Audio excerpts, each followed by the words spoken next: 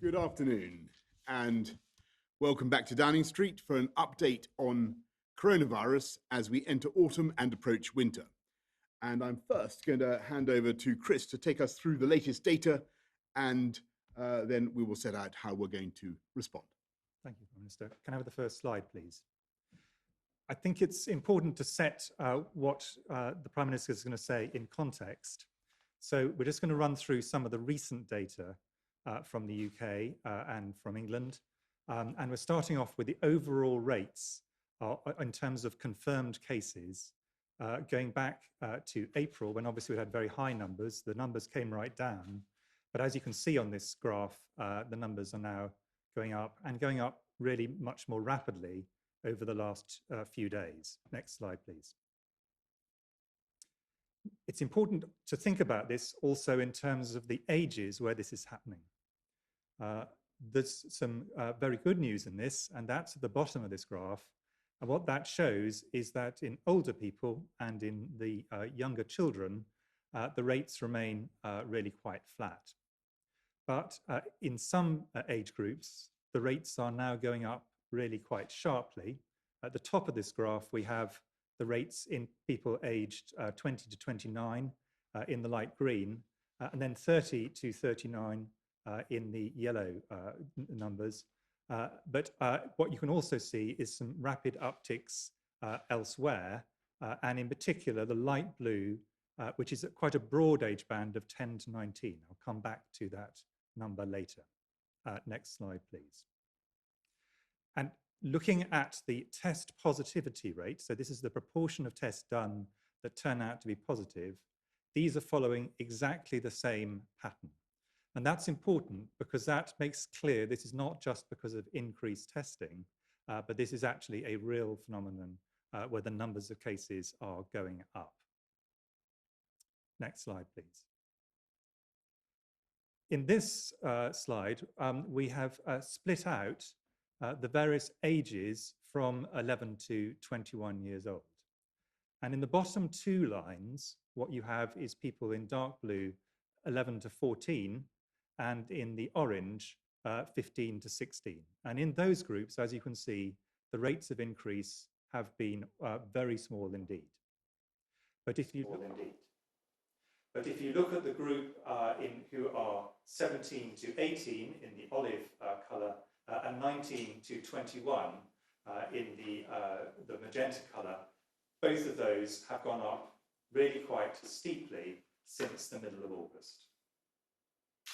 Next slide, please. And again, exactly the same pattern is seen if you see the test positivity. So this is not an effect of greater testing in these groups. Next slide, please. Importantly, we also need to look at what happens if we do nothing in this situation, or if we intervene effectively. And what we have here, and this is a slightly complicated slide, but it is important to understand the need for action, is we have three other major countries in Europe. And what we've done is we moved the timelines so that, for example, France, which is in red, and the UK, which is in blue, we've moved the timelines so that the UK's graph is brought 4 weeks forward so that it overlies the French graph. And what you can see is we're following a pattern extremely similar to what France followed. And as you can see in France, that rate has continued to go up. And the same is true in Spain.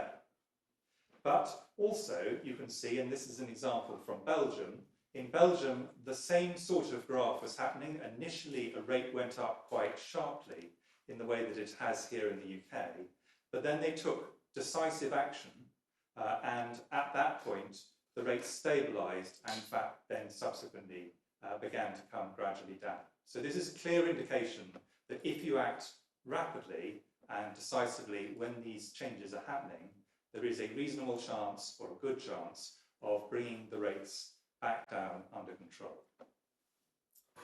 Next slide, please. So we're now moving on to an animation, and this is a graphic to show how the spread occurred through the UK over the period in which we've had coronavirus. So if we could start the graphic. And what this has is lots of hexagons, each one of them being numbers of cases, and the lighter the number, the smaller the number, and then they get darker. These are the data for England. There would be something very similar for Scotland, Wales, and Northern Ireland. And as you can see, through March and through April, the graphs just get darker and darker across the whole country. And then as people respond to the request for social distancing, as the lockdown happens, they get lighter again across the whole country. And things are improving all the way through July and into the beginning of August. And then you start to see the numbers begin to creep up again. And this is the situation we now find ourselves in, where the darker colours, again, are increased numbers. Initially, relatively concentrated, but now we can see this spreading across the whole country. So this is not just in a very small number of places, this is across the country. And that is the reason why we need to go on to act. If we could end the animation at that stage, please. Thank you very much. Right, well, thank you very much, Chris. And it's clear from that very powerful graphic, that powerful slides, that we must act. And the most important thing for all of us, first, wash your hands regularly and for 20 seconds. Don't get back into the old habits. Second, wear a face covering over your mouth and nose if you're in an enclosed space and in close contact with people you don't normally meet. I know wearing a face covering feels odd to some people, I understand that, but face coverings do make it harder for the virus to spread, so please wear one to protect others. Third, make space, always stay 2 meters away from people you don't live with, or 1 meter with extra precautions like extra ventilation screens or face coverings. Fourthly, if you have COVID symptoms, get a test and self-isolate. We're now processing 1.2 million tests per week. To date, we've carried out 15.4 million antigen tests. That's more than any other country in Europe and more per head than other European countries like Germany and Spain. We're increasing our testing capacity further to meet rising demand.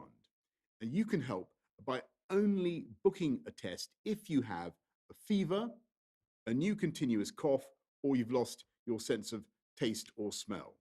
If you don't have those symptoms and you haven't been asked to book a test, please don't. So those are the basics: hands, face, space, and get a test if you have COVID symptoms. Since the pandemic began, we've asked you to reduce your social contact and limit your interactions with friends and family. And I know that over time, the rules have become quite complicated and confusing. We've spoken to police officers about what they need for an effective enforcement regime. And of course, we've listened to feedback from you, from the public. So we're responding, and we are simplifying and strengthening the rules, making them easier for everyone to understand and for the police to enforce. I should stress that if we are to beat the virus, then everyone at all times should limit social contact as much as possible and minimize interactions with other households. It's safer to meet outdoors, and you should keep your distance from anyone you don't live with, even if they're close friends or family. So in England, from Monday, we're introducing the rule of 6. You must not meet socially in groups of more than 6, and if you do, you will be breaking the law. This will apply in any setting, indoors or outdoors, at home or in the pub. The ban will set out in law and it will be enforced by the police. And anyone breaking the rules risks being dispersed, fined, and possibly arrested. This single measure replaces both the existing ban on gatherings of more than 30 and the current guidance on allowing 2 households to meet indoors. Now you only need to remember the rule of 6. There will be some limited exemptions. For example, if a single household or support bubble is larger than 6, then obviously they can still gather. COVID-secure venues like places of worship, gyms, restaurants, hospitality venues can still hold more than 6 in total. Within those venues, however, there must not be individual groups larger than 6, and groups must not mix socially or form larger groups. Education and work settings are unaffected. COVID-secure weddings and funerals can go ahead up to a limit of 30 people, and organised sport will still be able to proceed. As we found on previous occasions, this rule of 6 will, of course, throw up difficult cases. For example, 2 whole households will no longer be able to meet if they would together exceed the limit of 6 people. And I'm sorry about that. And I wish that we did not have to take this step. But as your Prime Minister, I must do what is necessary to stop the spread of the virus and to save lives. And of course, we will keep the rule of 6 under constant review and only keep it in place as long as it's necessary. I also want to see, and the public wants to see, stronger enforcement of the rules which are already in place. So I've tasked the Cabinet with increasing enforcement, and I would like to thank the police, as always, and other authorities for the work they're doing to keep us all safe. In future, premises and venues where people meet socially will be legally required to request the contact details of a member of every party, record and retain these details for 21 days, and provide them to NHS Test and Trace without delay when required. We will support local authorities to make further and faster use of their powers to close venues that are breaking the rules and pose a risk to public health. Fines will be levied against hospitality venues that fail to ensure their premises remain COVID secure.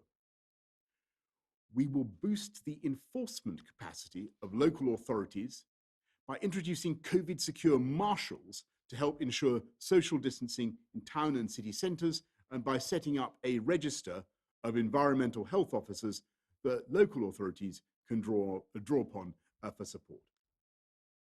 We will simplify the passenger locator form needed for travelling to the UK and take measures to ensure these are completed and checked before departure. Border Force will step up enforcement efforts at the border to ensure arrivals are complying with the quarantine rules. We will also restrict the opening hours of premises initially in some local areas. At the present time, we must also, I'm afraid, revise plans to pilot larger audiences in venues later this month and review our intention to return audiences to stadiums and conference centres from the 1st of October. That doesn't mean we're going to scrap the programme entirely. We just have to review it and abridge it. And the Culture Secretary will say more about that shortly. I want to be absolutely clear. These measures are not another national lockdown.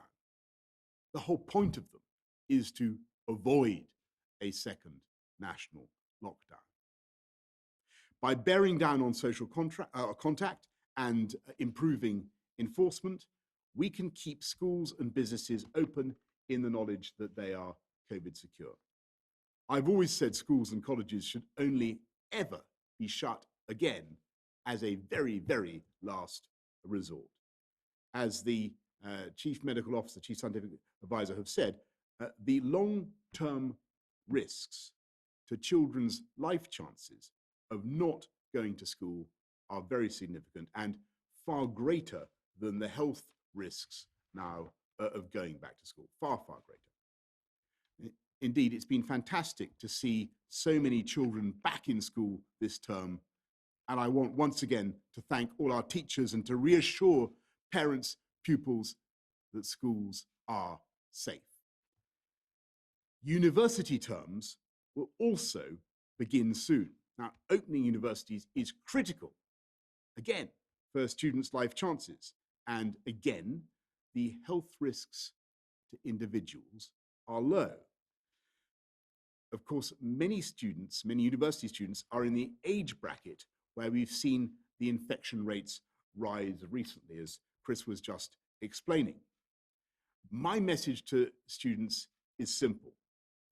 Please, for the sake of your education, for your parents and your grandparents' health, wash your hands, cover your face, make space, and don't socially gather in groups of more than 6 now and when term starts. Today, the Department for Education is publishing updated guidance for universities on how they can operate in a COVID-secure way, including a clear request not to send students home in the event of an outbreak, so as to avoid spreading the virus across the country. And I'm very grateful to universities for their continued cooperation and planning for the return of students. The measures I've set out today will help us control the virus, but won't on their own be enough to allow a more significant return to normality. Patrick is going to set out in a moment where we are on vaccines and treatments, but we're not there yet. And of course, there are no guarantees. So over the summer, we've therefore been working up on an alternative plan, which could allow life to return to closer to normality. And that plan is based on mass testing. Up to now, if you think about it, we've been using testing primarily to identify people who are positive so that we can isolate them from the community and protect high-risk groups. And that will continue to be our priority.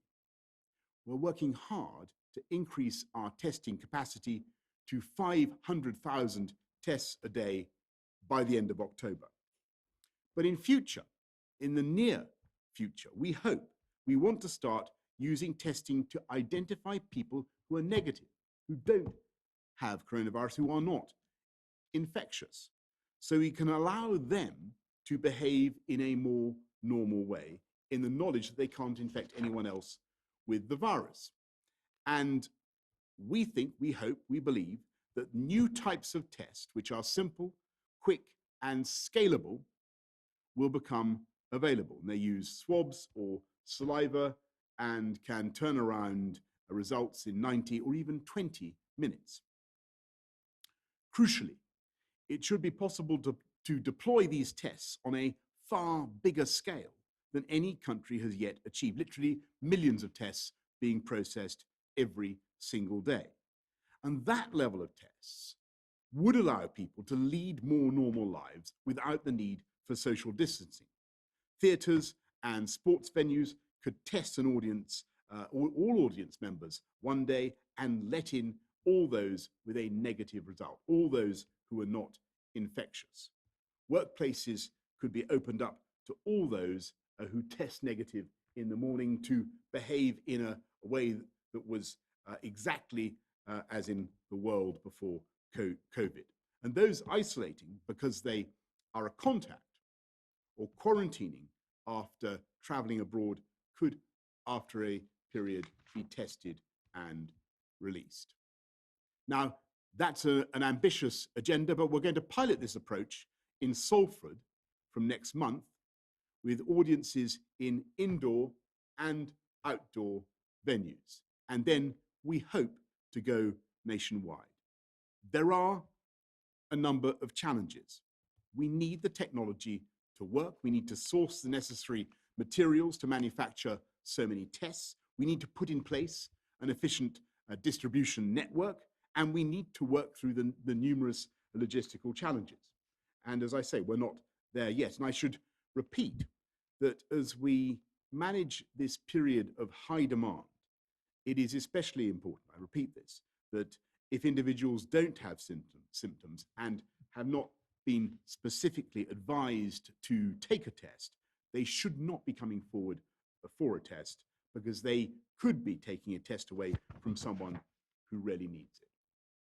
Our plan, this moonshot that I'm describing, will require a giant collaborative effort from government, from business, from public health professionals, scientists, logistics experts, and many, many more. Work is underway now, and we will get on at pace until we get there, round the clock. We're hopeful this approach will be widespread by the spring, and if everything comes together, it may be possible, even for some of the most difficult sectors like the theatres, to have life much closer to normal before Christmas. As I've said before, all this progress is contingent on continued scientific advances, and though we're hopeful, I cannot 100% guarantee that those advances will be made, and that is why it's so important that we take these tough measures now. I believe that we will continue to drive this virus down and that we will beat this virus before too long. So let's work together. Let's follow the rules. Meet in groups of no more than 6. Wash your hands, cover your face, make space. Thank you. I'll now hand over to Patrick, who will set out the latest on vaccines and treatments, and then we'll go to questions from the public and from the media. Thank you, Prime Minister. Good afternoon. Vaccines and drug treatments are going to be a very important part of how we eventually get on top of this virus. And I want to just update you on where things are. So there are something like 200 vaccine projects across the world. 8 of those are in phase 3 clinical trials. That means they're in the last stage of clinical trials, and I'll say a word more about that in just a minute. Some of those clinical trials will read out this year, many next year. So we start to get some indication, hopefully before the end of the year, of vaccines that do work and have the right safety profile. What we do know already is that many of these vaccines are showing the right immune response. So people who have been vaccinated, volunteers who have been vaccinated, are generating an immune response against the virus. We don't know how long that lasts for yet, but the immune response looks good in many cases, and it's seen in the elderly as well as others. That's a very important step along the way of making a vaccine. In the UK, the Vaccines Task Force has made sure that of the vaccines that are more advanced, 6 of those will be available. There are options put on getting hold of any one of those 6, and they're in 4 different classes of vaccine. So the Vaccines Task Force has made sure that we've covered different types of vaccine, and that there are ways to get the supply, and that the manufacturing base in the UK can be bolstered to make sure that we can also make some of it or do some of the process here if necessary. Just a word about the Oxford vaccine, which has been in the news today. The Oxford vaccine, in many ways, is right at the front because it's been into more people than anyone else. And the trials, as you've seen reported, have been paused at the moment because of an investigation into a potential unwanted effect. That is not an unusual thing in a phase 3 program. That's precisely why phase 3 clinical trials happen. We need to make sure with these vaccines that they work well enough, and they are safe. And therefore, a pause, obviously, is not good. You'd rather not see any side effects, but inevitably you do see some. And it's sensible to look at that very seriously and understand what's going on. So I think you should expect in some of the other trials that you will see situations where things are paused and then restarted. And of course, we need to find out whether these vaccines are safe. That is the critical importance of doing these studies, and why it's wrong, as many of the manufacturers have said just this week, it's wrong to just jump over those stages and approve a vaccine on hope. You have to do it on evidence. So vaccines are progressing. Some will read out this year in terms of efficacy and safety. And I think there's a reasonable chance that therefore we can think about the possibility of vaccination next year sometime at larger levels. And that is pretty much what we thought at the beginning, and that remains the case.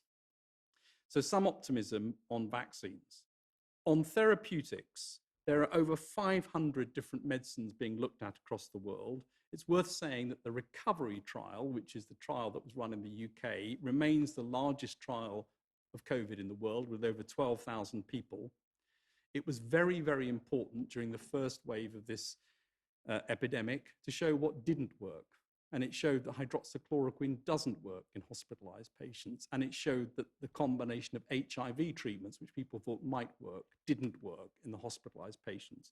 But what it also showed, which is an incredibly important part of improving the care of patients with COVID who end up in hospital, is that dexamethasone, a steroid, very easily available, inexpensive, widely available across the world, works very effectively for patients in hospital who require oxygen and cause something like a 25% reduction in death. So we know that steroids work. The WHO have endorsed the use of steroids now in those patients. And doctors across the world, and in the UK, of course, are working out better ways of treating patients in hospital.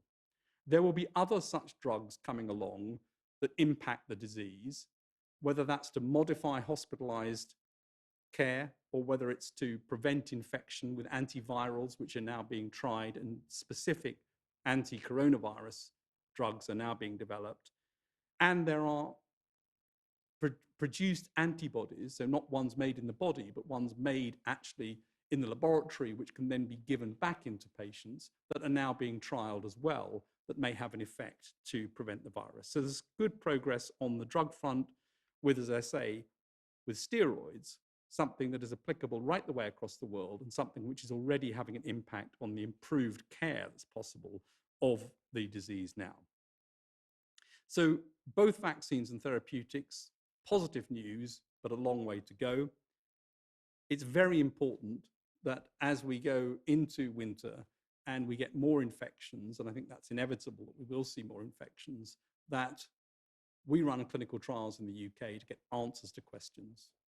We shouldn't just guess what works, we need to test. And therefore, all of us, any of us that is unfortunate enough to catch it, it's important that we volunteer to be in clinical trials so we get the answer to these questions as soon as we can.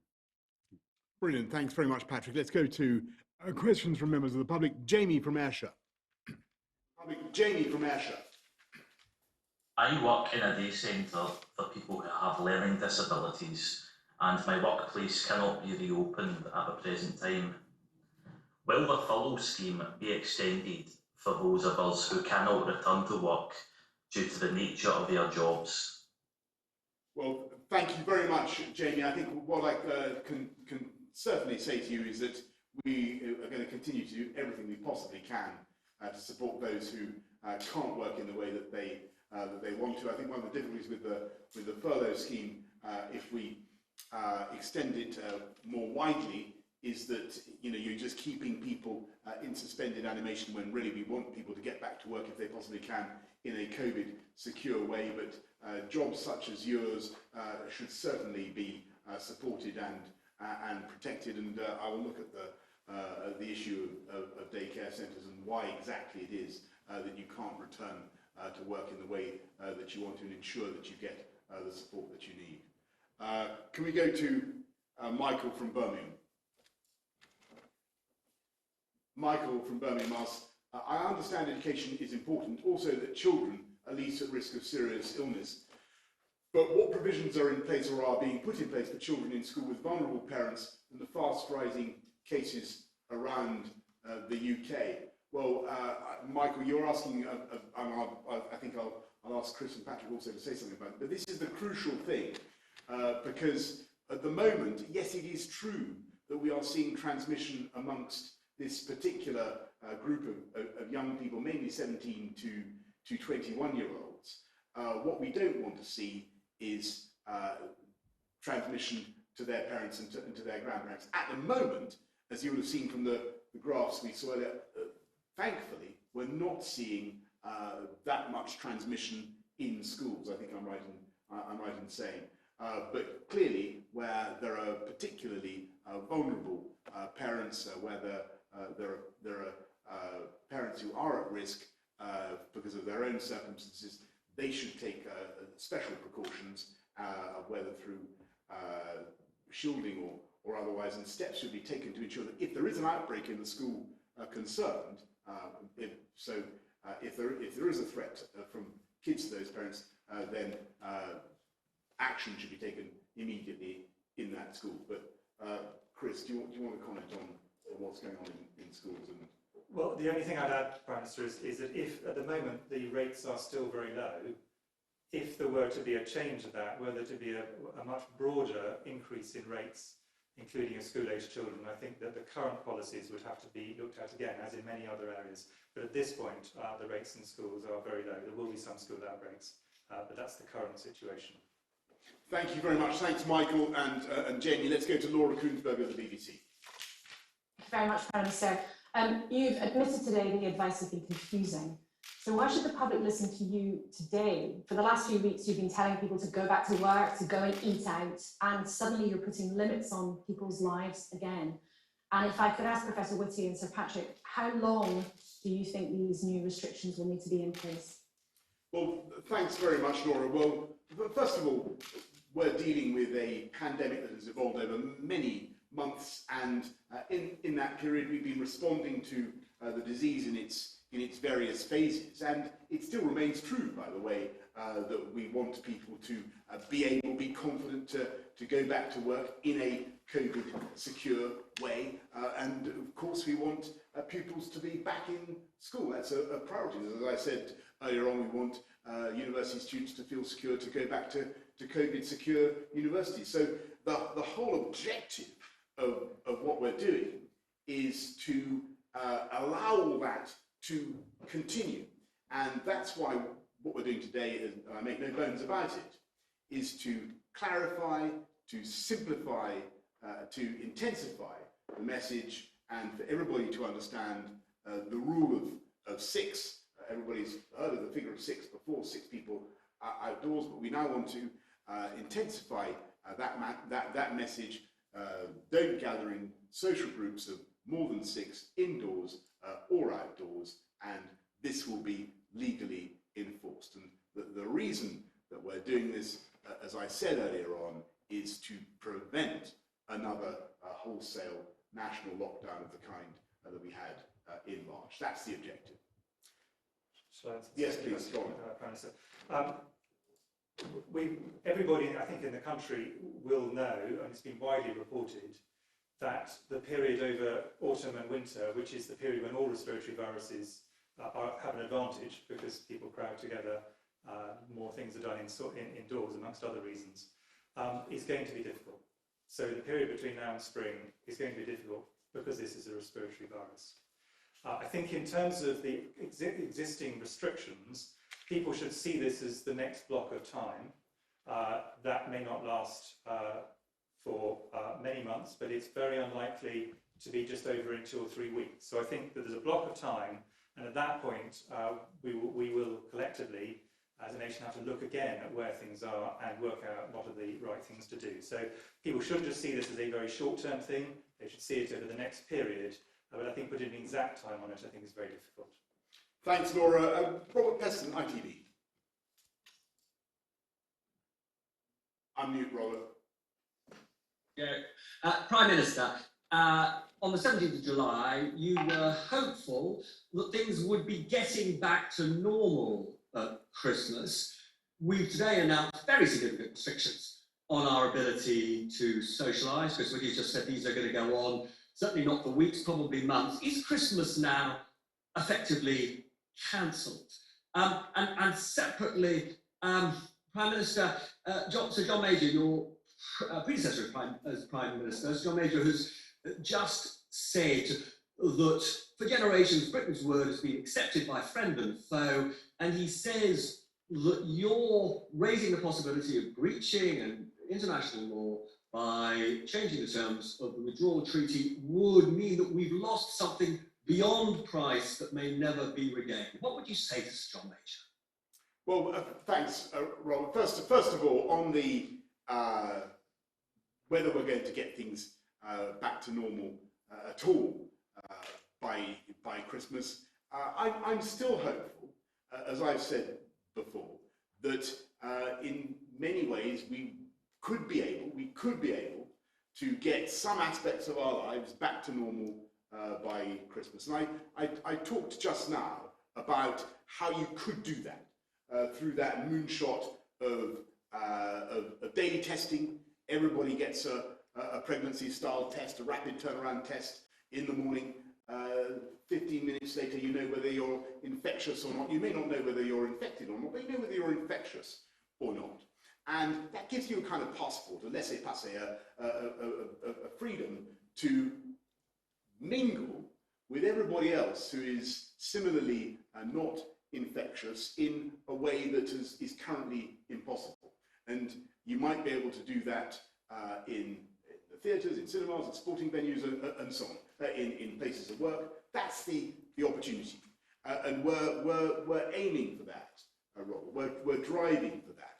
As I've said just now, we cannot be 100% sure that we can deliver that in its entirety. But what I do think we can do, if we can follow whatever happens, if we can follow the guidance strictly, if we follow the rule of 6, then what we can certainly do is get on with controlling this virus. I think we've got a very good chance of controlling the current upturn in the numbers of infections, and continue with the most important thing, which is the openings up of the economy that we've seen since June the 1st, since the July the 4th openings. Continue with school pupils, with students being back at their places of education, which is so vital for their future. Continue with the movement forward, the forward movement of our economy. So that's what this measure is all about. It's a stitch in time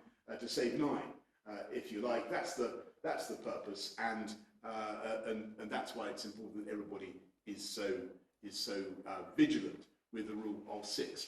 And on your second point, I have to say, of course, I see it very differently. I see the risk that certain, I think, extreme interpretations of the treaty might place to the peace process in Northern Ireland, to the Good Friday Agreement. Nobody wants to see a barrier down the Irish Sea. So what we're doing, which I think would be very, very injurious, so what we're doing is putting a safety net beneath which things cannot go wrong to protect peace and protect the settlement in our United Kingdom. And that is the purpose of what we're doing. I'm going to go next to Beth Rigby of Sky News. Thank you, Prime Minister. Just to follow up on Robert's question, on July the 17th, your exact words were that you should be able to review outstanding restrictions and allow a more significant return to normality from November at the earliest, possibly in time for Christmas. Can I just be clear? Are you now saying that without that mass testing regime coming off between then and now, people watching this should accept that they're going to have smaller gatherings of family at Christmas and they're not going to be able to have a big party that perhaps they would have been hoping for? And Professor Whitty, just to ask you, when I asked you a while back about your biggest regret at the beginning of this pandemic, you talked about the importance of mass testing. Now the Director of Testing, Sarah J. Marsh, has apologised to people unable to get a test because of lab processing issues being, at her words, a critical pinch point. How worried are you that the testing system is already under strain before we've even hit the winter? Okay, I'll hand over to Patrick in a second, but Beth, look, thanks for that. I think the honest answer to your question is it's just too early to say. We've got 2 big projects that we're backing. The first is the change in public behaviour that we hope to see through the announcements that we're making today, through the rule of 6, for the plan to drive down the current increase by changing our behaviour back again, by adhering to the rule of 6 very strictly. That we hope will work. We're also hoping, as I said, that the moonshot approach will work, and that we'll be able to deliver a mass testing, lateral flow type mass testing that will give people the freedom pass, the laissez-passer, the knowledge that they are not infectious and can hang out with other people who are not infectious in a sort of pre-COVID way. Now that's a very ambitious plan, but we're working on it very, very hard and very fast, as you can imagine. We're backing both those horses, and we're backing them flat out. But the thing we need now is for everybody to work together to enforce the rule of six and get the current spike down. But obviously, we'll keep the public informed about all the progress we're making. Thanks, Chris. Sorry, forgive me, Chris. When we started off the first wave of this in the UK, we had low thousands of tests a day, and that really constrained what we could do, and that was made it very difficult for us to do proper planning. I think what you saw at the beginning of this presentation, depressing though in many ways it is we are now in a much better place. We do actually now have a much greater understanding in considerable detail as to what is going on, and we're able to provide testing across the system. That's the glass half full. Glass half empty is clearly at any point there are more things we could do if we had more testing. Now the biggest gains are near the beginning because you're moving into being able to test people who've got symptoms, healthcare workers with their outbreaks and so on. But there are still constraints, and that's one of the reasons it's important. As with very, very many other things in the NHS, this is no different, that it's critical that those who do need to be tested, in particular people with symptoms or ones where people have situations where people are being told to, for a variety of reasons, social care working, for example, get tested. But it is also important that people who really don't have a clear clinical indication currently don't, because we do still have constraints, and I think that's what this is demonstrating. If we get more testing, every significant uplift of testing we get, we can do more things. And one of the things that I hear quite often when I hear kind of debates in the public is people will say, well, can't you test for this and can't you test for that? And the answer is, well, let's get the testing capacity first and then work out what we're going to do with it. And at any given level of capacity, you can do more things that actually open up more parts of the system. And the Prime Minister gave an idea about what you could do if you had a really large, in a sense, huge change in testing, if the technology was there to do that. So I think we have to be honest with ourselves that we're in a much better place than we were, but there are still constraints, and those constraints are not just magically going to disappear. And the demand on testing has increased, outpacing at certain points our increase in testing, and that may happen for a little while, I think. Thanks very much, Chris, and thanks a lot, Beth. Gordon Rayner of the Daily Telegraph. Thank you, Prime Minister. Can I ask you, do you feel comfortable making it illegal for grandparents in large families to meet their grandchildren, potentially for months, when they might argue that those measures should be targeted at young people who, as we've just heard, are primarily responsible for the increase in infections? And can I just ask the scientific advisors, have you decided the exact criteria for lifting the restrictions and allowing families to meet again? Well, Gordon, of course, the answer is, of course I don't feel comfortable, but it breaks my heart to have to insist on these restrictions upon individuals, upon families, grandparents. Nobody wants to do this. Nobody in government conceivably wants to. This is not something that we seek. The trouble is that the people who think that they can take responsibility for their own health and take their own risk are, I'm afraid, misunderstanding the situation. And perhaps I'll ask Chris and Patrick to comment on this. It's not just the risk to yourself, alas, but you can be, at any age, you can be a vehicle, a vector for the disease. And so young people, as you rightly say, Gordon, are overwhelmingly now getting it, as the graphs just showed, but they are more than capable of transmitting it to the much more vulnerable older generation. And I would love to be able to show you evidence now, Gordon, that the disease has somehow become less dangerous. Yes, it's true we've got better treatments, but I'm afraid if you look at what's happening in some other countries, if you see what's happening around the world, once you get high levels of infection, I'm afraid the deaths eventually start to take place as well. And that's what we must avoid. We've got to protect our healthcare system, but we've got to save lives, and that's what we're going to do. And So that's why we're instituting this very tough enforcement of the rule of six. But I want to stress, Gordon, something that I know that you and all sensible people campaign for.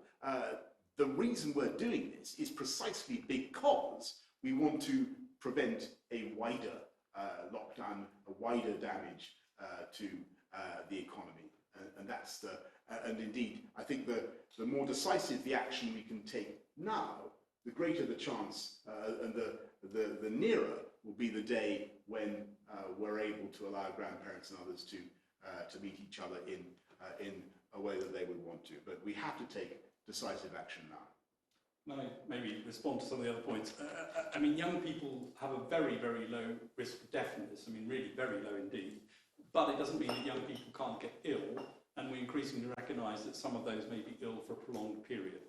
The second point, which the Prime Minister's made, is that if you look at other countries, the spread amongst the young soon changes to spread amongst older people, and therefore, when you look at the curves, you see an increase in positivity amongst young people.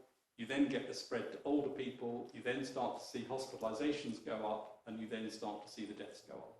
And that's really what we need to make sure doesn't happen. So the containment of that is really very important. And in terms of how you then reverse this, I think the data which Chris showed tells you that you need to monitor this continuously. And we need to see the R coming back below 1, you need to see cases going down, and you need to respond to what's happening, not to judge what can happen in the absence of evidence. You need to monitor this very carefully. Thanks very much, Patrick, and thank you, Gordon. Mesa Hall, Daily Express. Thank you very much, Prime Minister. If I could ask the scientists, you talked in the past about the limited public capacity for putting up with social distancing and the dangers of fatigue. Do you think we're now reaching that point where people can't, or some sections of the community can't endure it anymore, and we are going to have to become more draconian? And Prime Minister, a lot of people are going to conclude that we're going backwards from what you've said today. Are you worried that what you said is going to cause more anxiety about return to work, and that will have an impact on the economy? Well, can I just answer the Mesa point and to Chris Patrick, just to say that the whole objective of this step is to allow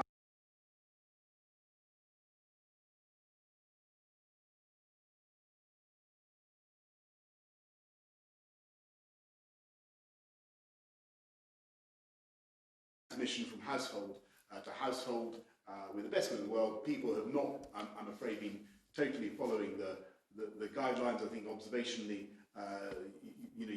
people will attest to that. We don't want. I don't certainly want to blame people, but now is the time for us to focus, to concentrate, and to enforce the rule of 6 precisely, Mesa, so that we can keep going forward with the economic openings up that we've been able to do, and with getting kids back into school. And actually, if you mentioned confidence, I think it's one of the best things that's happened in the last couple of weeks is that parents, teachers, pupils have really risen to it, and the numbers I'm seeing are it's 99.9% of schools are open now. I mean, we can build on that, and I think something like 89% of pupils are back in school, perhaps more in some places. That's confidence in action, and very happy to see it. Overwhelmingly, I think the response of the British public has been absolutely magnificent over this, and people have taken great hardships, economic and social, and we all have to be really aware that the things that have to be done to keep this virus under control until we have the technologies, the drugs, the vaccines, the tests that the Prime Minister and Patrick were talking about are damaging. They are socially damaging in the ways that people talked about, for example, meeting up with grandparents. They're clearly economically damaging, and they're damaging to other areas of health, other bits of the NHS, which is something I obviously care about very deeply. But we have to do them because the alternative is worse. The alternative is an overwhelmed system and all the things that go with it that I think people were clear about early on. And what we as a society, all of us, are trying to do is do the minimum that has to be done so that we minimise the damage, but enough that things don't go out of control. And what was clear in the last little while is things had started to go out of control, and therefore we need to do more. But I don't see any evidence that the British people cannot endure. What the British people want to understand is why this is happening, and that we are trying to make sure that we're doing the minimum necessary and not going further than we have to. But at this point, the graphs are going up. You can't argue with those numbers. Yeah, and I think, Chris, it's thanks to the resolve and the collective action of the British people that we've been able to achieve what we have and get the virus down, the numbers of deaths down in the way that we did over the last few months. And all we're saying now is, let's focus, let's look at the rule of six, enforce it, and turn this curve down as well. Thanks, Mate. So Hugo Guy of the Eye. Prime Minister, your new curbs on social gathering are another blow for the travel industry. With that in mind, are you hoping to use your moonshot testing plan to change, reduce or remove the quarantine requirements at the border? And on the moonshot plans, can I just ask Professor Whitty and Sir Patrick, is the technology behind that reliable? Has it been tested somewhere else? Are we confident that this is a plan that can work sometime in the relatively near future? Look, Hugo, the measures we're announcing today are certainly not intended to be cause any extra burdens for the travel industry, and I really appreciate the difficulties that industry has been going through. The aviation sector is of colossal importance to our country. I think we have the third biggest aviation sector anywhere in the world. We want to get people flying as fast and efficiently as we can. And yes, of course, Hugo, we're going to look at all the ways we possibly can with new technology, with better testing to liberate people to fly in the way that they want to. That's an absolute priority for the government. Do you want me to do it? Well, I'm happy to go. Anything you want to come in, Chris? I mean, on the testing, some of the increase in testing you can do with established technologies, and that's known. So that's a sort of scaling problem. Some of them we don't yet know that they work. So things like lateral flow tests are not yet being used widely. They've not been validated. There are prototypes which look as though they have some effect, but they've got to be tested properly. And so there are, as always, with technologies, unknowns, and we would be completely wrong to assume that this is a slam dunk that can definitely happen. I think this needs to be tested carefully. Yeah, and just to add to that, the underlying technology is used for other diseases in terms of diagnosis, so it's not a complete wild guess. This is something that's building on very established principles. But my own view is that I think it's likely we will have tests of this sort at some point in the not too distant future. But that not too distant future covers quite a wide time range. And I think it's important that what we don't do is pin ourselves to a date and say by this time this will be achieved, because that is not the way science moves. We do have to, as Patrick says, be absolutely sure that these tests work and that they work at scale. And that's what we will need to be trying to develop over the next period. Thanks very much, Chris. Well, look, I mean, a very important dose of realism and common sense, but we remain extremely ambitious about the whole programme, and I do think that a lot of progress can be made in a short time, and you've seen the progress that has already been made in the therapies and the whole testing operation. Thank you all very much for watching or listening. I hope everybody gets the message. It's very simple. It remains hands, face, make space, get a test if you have symptoms, but enforce now, observe and enforce that rule of 6, socialise in gatherings of no more than 6, outside or inside, and that's the way I think we'll beat the current outbreak. Thank you very much. Thank you.